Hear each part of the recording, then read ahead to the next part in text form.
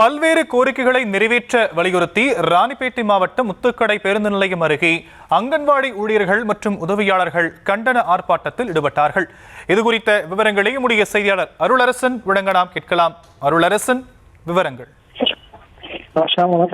ராணிப்பேட்டையில் சத்துணவு அங்கன்வாடி ஊழியர்கள் தேர்தலுக்கான வாக்குறுதியான 19 கோரிக்கைகளை நிறைவேற்ற கோரி சத்துணவு மற்றும் அங்கன்வாடி மையங்களை மூடி ஒரு நாள் விடுபடுத்த 500க்கும் மேற்பட்டோர் தமிழக அரசை வலியுறுத்தி போராட்டத்தில் தற்போது ஈடுபட்டு வருகின்றனர்.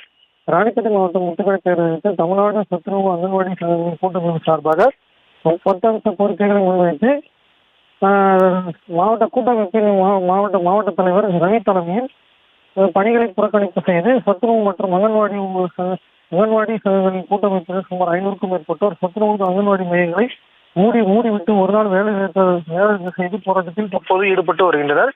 மேலும் இந்த போராட்டத்தின் போது சிறப்பு ஓய்வூதியம் 6750 அகவிலைப்படியுடன் வழங்க வேண்டும்.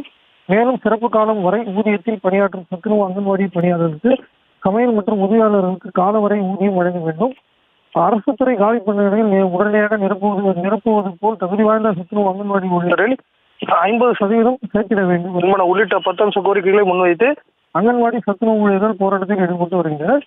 மேலும் போராட்டத்தின் போது சுமார் மாவட்டம் முழுவதும் 500க்கும் மேற்பட்ட அங்கன்வாடி மற்றும் சத்துணவு மையங்களில் பணியாளர்கள் தேர்தலுக்கான வாக்குறுதியை நிறைவேற்ற வேண்டும் என வலியுறுத்தி தமிழக அரசு எதிராக பல்வேறு கண்டன கோஷங்களை எழுப்பி தற்போது போராட்டத்தில் ஈடுபட்டு வருகின்றனர். தற்போதைய விவரங்களுக்கு நன்றி அருளரசன்.